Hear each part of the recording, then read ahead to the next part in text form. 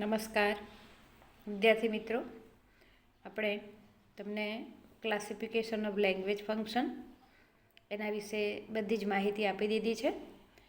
હવે એ ટૉપિકની અંદર તમને આશા રાખું કે કોઈ જ હવે મૂંઝવણ હશે નહીં.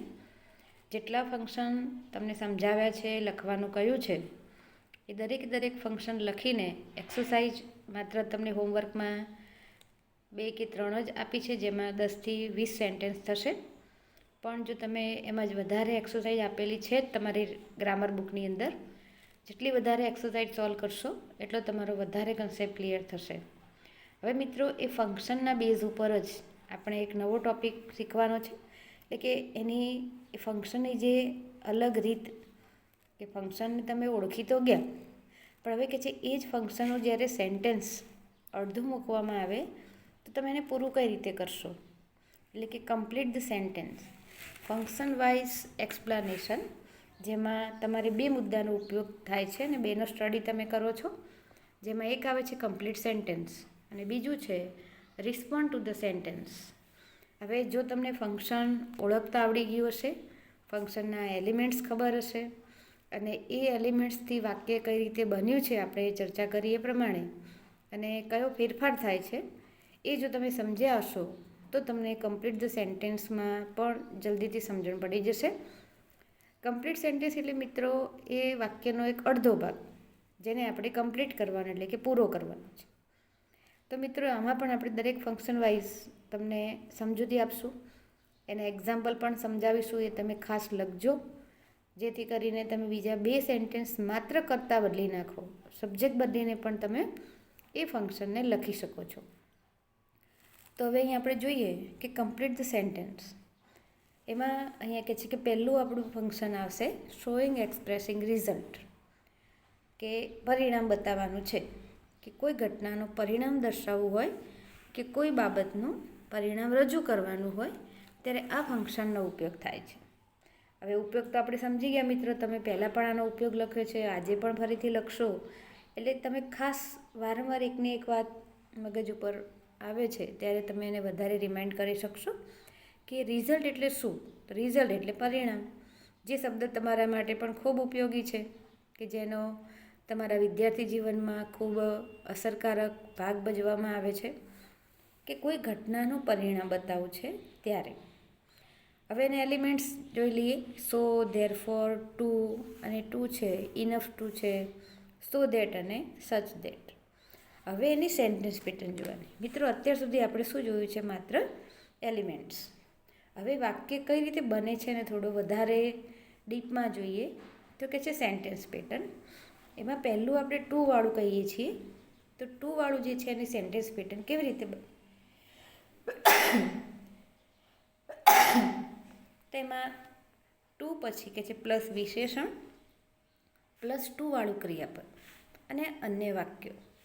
એનું એક ઉદાહરણ આપ્યું છે કે he is too weak to walk. કે છે હી ઇઝ એટલે કે કરતા હી વોઝ હોઈ શકે, હી ઇઝ હોઈ શકે, સી ઇઝ હોઈ શકે. પણ જ્યારે તમે ટુ મૂકો છો એના પછી વિશેષણ આવે અને વિશેષણ પછી ટુ વાળું ક્રિયાપદ, કે તે એટલો બધો દુર્બળ છે કે ચાલી શકતો નથી. મિત્રો, અહીંયા ટુ અને ટુ એ શું બતાવે છે? અતિશયતા. જેના વિશે અગાઉ આપણે વાત કરી હતી કે એ એટલો બધો દુર્બળ છે, શારીરિક રીતે અશક્ત છે. કેટલાક અશક્ત હોય તો કદાચ થોડું ચાલી શકે, પછી બેસી જાય છે, વળી પાછા ચાલવા લાગે. પણ અહીંયા તો શું કે છે? ટુ વીક, એટલો અતિશયતા છે કે ચાલી શકતો નથી. ટુ વોક એટલે કે ચાલવા માટે સક્ષમ નથી. મિત્રો, અહીંયા નકાર બતાવે છે. બીજું આપણું એલિમેન્ટ છે ઇનફ ટુ. હવે એલિમેન્ટ્સ તો એક જ આપણા ફંક્શનના છે, પણ એનો ઉપયોગ કેવી રીતે થાય છે? તો કે છે વિશેષણ પ્લસ ઇનફ ટુ પ્લસ ક્રિયાપદ પ્લસ અન્ય શબ્દ. તો કે છે he is clever enough to pass HSC exam. તો કે છે હોશિયાર છે, ઇનફ ટુ કે પૂરતો હોશિયાર. તો અહીંયા વિશેષણ છે મિત્રો પહેલાં આવે છે. અહીંયા આપણે જોયું કે ટુ પછી વિશેષણ આવે છે, અહીંયા ઇનફ પહેલાં વિશેષણ આવે છે, કે ક્લેવર ઇનફ ટુ પાસ HSC. કે અહીંયા એ ટુ વાળું ક્રિયાપદ છે, અહીંયા ઇનફ ટુ તો આપેલું જ છે, તો માત્ર આપણે ક્રિયાપદ લખવું છે કે એનામાં એટલી ક્ષમતા તો છે જ, એટલો હોશિયાર તો છે કે HSC પાસ કરી શકે. ત્રીજું છે સો પ્લસ વિશેષણ પ્લસ ધેટ પ્લસ કર્તા plus can or can not. હવે જો તમે સો ધેટનો ઉપયોગ કરીને વાક્ય બનાવશો તો સો અને ધેટની વચ્ચે વિશેષણ આવે છે કે he is so weak that he can not pass HSC. તો કે છે he is so weak. 2 minute સેન્ટેન્સનું આપણે એ કંઈ બનાવ્યું છે, અલગ પણ બની શકે કે he is so weak that he can not walk easily, એમ પણ બની શકે. પણ આપણે કઈ વસ્તુની બાબત યાદ રાખવાની તો કે છે સો અને ધેટ પછી વચ્ચે વિશેષણ આવે અને ધેટના પછી હંમેશા કર્તા મૂકવો પડે અને કર્તા પછી કેન અથવા કેન નોટ મૂકવામાં આવે છે. ક્યારેક મિત્રો જો અહીંયા ઇઝના બદલામાં વોઝ છે તો તમે અહીંયા કુડ પણ લખી શકો છો અને કુડ નોટ પણ લખી શકો. કેન નોટ મૂકવું કે કેન મૂકવું, કુડ મૂકવું કે કુડ નોટ મૂકવું એ તમારા અહીંયા અગાઉના સેન્ટેન્સ ઉપર આધારિત છે. અહીંયા લખ્યું કે he is so clever that he can pass HSC exam. અહીંયા તમે વિશેષણ ક્લેવર લખો છો તો અહીંયા વાક્યરચના એ પ્રમાણે થઈ જાય.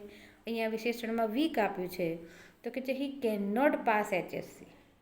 અહીંયા ઇનફમાં કે છે પૂરતો હોશિયાર છે તો HSC પાસ કરી શકે છે. એટલે ઉદાહરણ કોઈ પણ મિત્રો બની શકે, પણ ખાસ તમારે એ વાતનું ધ્યાન રાખવાનું કે તમે સો ધેટથી વાક્ય બનાવશો તો આ રીતની વાક્યરચના છે. ત્યારબાદ સચ અને ધેટ. તો સો ધેટ અને સચ ધેટની અંદર એક થોડો તફાવત છે. એમાં પણ સચ ધેટની 2 પ્રકારની વાક્યરચના આવશે, જેમાં કે છે સચ પછી એ ઓર એન આર્ટિકલ આવે, ત્યારબાદ નાઉન મૂકવામાં આવે, ત્યારબાદ ધેટ પ્લસ કર્તા પ્લસ ક્રિયાપદ. કે છે હી રોટ સચ અ પોયમ. તેણે એક કવિતા લખી હતી. સચ અ પોયમ શું લખ્યું છે તો કવિતા છે એટલે કે નાઉન આવ્યું છે અને એની પહેલાં આર્ટિકલ છે. ત્યારબાદ ધેટ નો બડી કુડ અન્ડરસ્ટેન્ડ, કે કોઈ પણ એને સમજી શક્યું ન હતું. એણે એવી કવિતા લખી હતી કે કોઈ પણ સમજી શક્યું હતું નહીં. હવે આ જ રીતે સચ ધેટનો ઉપયોગ બીજામાં પણ થાય છે કે સચમાં કે છે ઓબ્લિક કરીને એ અથવા એના આર્ટિકલ પ્લસ વિશેષણ plus noun plus that plus subject plus ક્રિયાપદ. એક જ શબ્દનો મિત્રો ઉપર છે વાક્યરચનામાં આપણે ઉમેરો કર્યો છે કે છે અહીંયા નાઉનની પહેલાં આપણે વિશેષણ મૂકવાનું છે કે છે he weird such a warm કોટ. કોટ છે એ નાઉન છે, કોટ પહેરે છે પણ કેવો છે? વાર્મ છે, એટલે કે હૂંફાળો છે. એના પછી એના પહેલાં અહીંયા આર્ટિકલ મૂક્યું છે. He weird such a warm coat that he can't feel cold, જેથી કરીને એ ઠંડીને સહન કરી શકે છે. સહન કરી શકવાની હી કાન્ટ ફીલ કોલ્ડ, ઠંડી એને લાગતી નથી.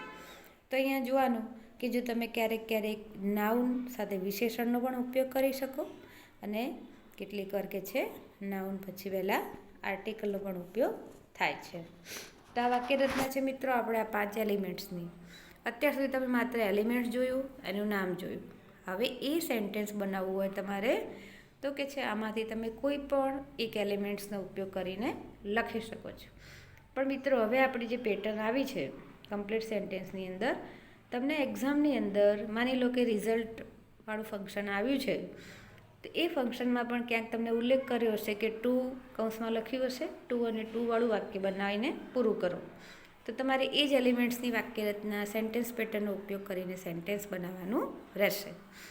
હવે તમારે શોધવું પણ નહીં પડે કે ઓપ્શન પણ સ્વીકારવા નહીં પડે કે મારે કયા એલિમેન્ટ્સથી વાક્ય પૂરું કરવું, તમને પેપરમાં લખેલું હશે. હવે અહીંયા આપણે એના કેટલાક એક્ઝામ્પલ જોઈએ કે નાની વોઝ પછી તમને ખાલી જગ્યા આપી દેશે આ રીતે. તો તમે શું લખશો? તમને 2 થી વાક્ય પૂરું કરવાનું કહે છે તો નાની was too old to walk, એમ પણ કહી શકાય.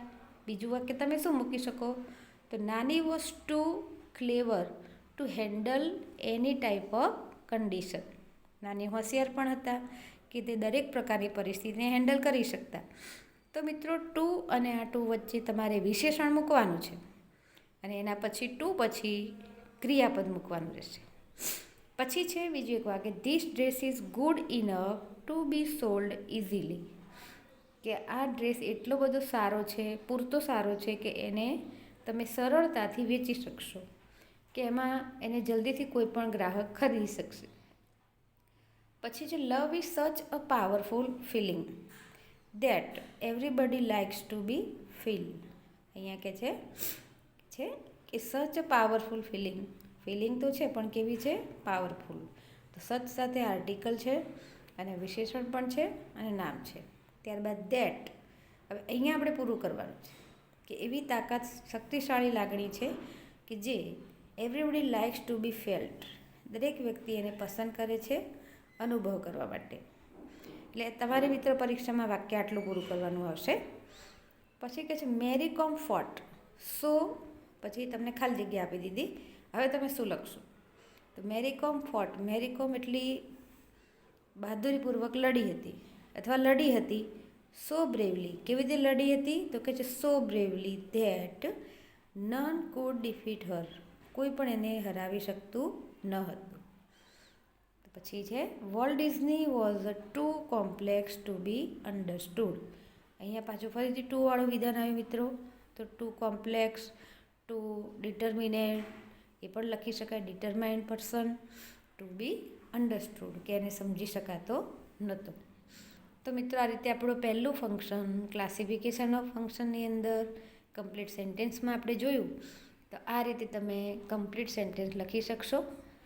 જેટલા આ જ સેન્ટેન્સમાંથી પણ બીજા સેન્ટેન્સ તમારી બુકમાં આપ્યા હશે, એનો મહાવરો કરશો. અહીંયા મિત્રો આપણે 5 ઉદાહરણની ચર્ચા કરી છે, તમારે બીજા 5 અહીંયા એડ કરીને લખવાના રહેશે. એટલે આ પ્રમાણે કમ્પ્લીટ સેન્ટેન્સની આપણે આગળ પણ ચર્ચા કરશું. Thank you.